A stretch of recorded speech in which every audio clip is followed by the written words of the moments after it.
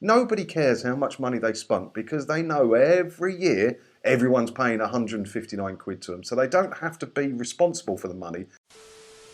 Hi, it's me again, and this may come as a bit of a surprise to you, but today I've got a story about the BBC and TV licensing, and even more surprising, it's about them wasting your money. Let's take a look at this story. We'll have a chat about it as always, shall we?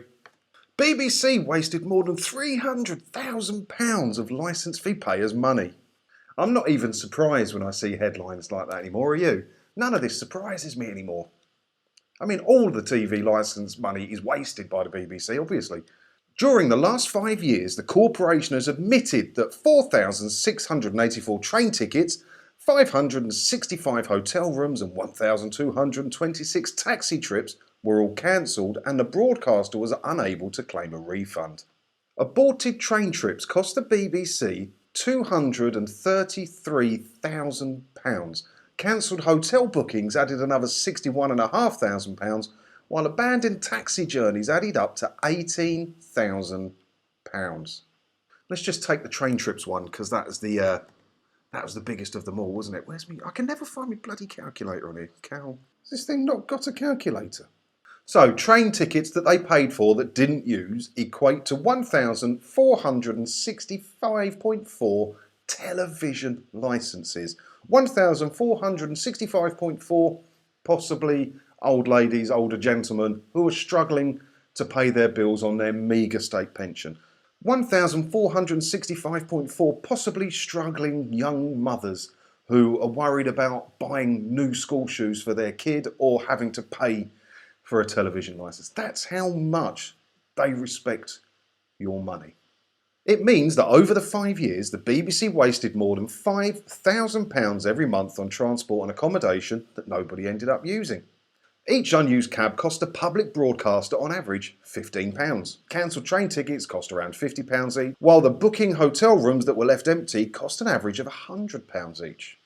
Now, obviously, things change in people's lives, and they may have had hotel rooms, train tickets booked that for some reason or whatever they can't use. I understand that. I get that. But there should be more checks and balances in place. And if it's the person's fault, like they couldn't travel that day for, a personal reason, they should have been made to cover the cost of the ticket they weren't using rather than the corporation. Do you not think? Because it's not their money, it's public money, it's your money. It's crazy. I understand things change and not everything can be used that's been booked. I've booked holidays and not been able to go on them and stuff. I get it.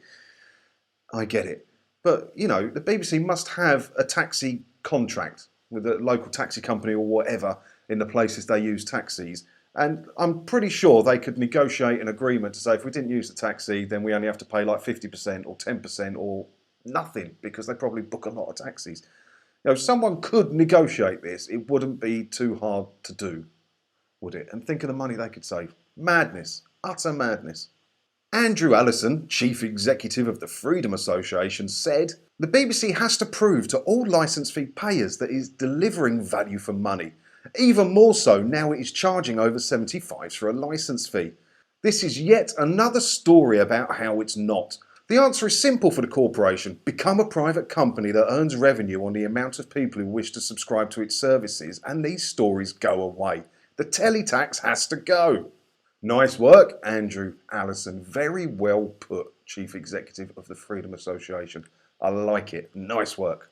A BBC spokeswoman said, "As a 24-hour international broadcaster, a significant amount of travel is inevitable, and the nature of our work means plans can often change at short notice. We are always mindful of costs. We have strict policies in place to help keep expenses to a minimum, and wherever possible, we will recover the costs." Well, I would like the BBC spokeswoman to tell me if they do have anyone in the offices negotiating the taxi contracts. My office I used to work for years ago had a taxi contract, and we got special rates for that, and we got discounts if we had to cancel the trip that we had booked. We didn't even have to pay it half the time because we spent quite a lot of money on taxis. Is anybody at the BBC thinking of doing things like this, of cutting costs? One of the biggest things a public business should be doing is looking to cut costs in every possible way. And I used to be quite good at it at my old job. I'd always find a way to make something cheaper.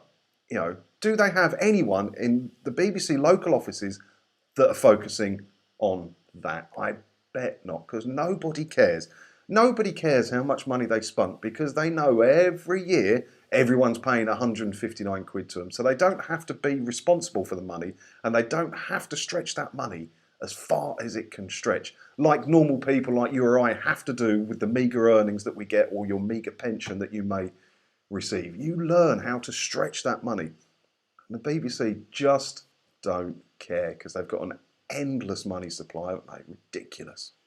Now, what do you think about this story? Do you think, oh, right, they should get somebody in to focus on cutting costs properly? I mean, it was 233 grand on train tickets, wasn't it? It said here.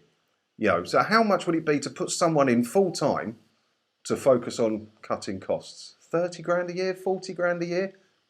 Pays for itself, doesn't it? It makes sense. But let me know what you think in the comments below, and I'll see you in another video again soon. Thanks for watching.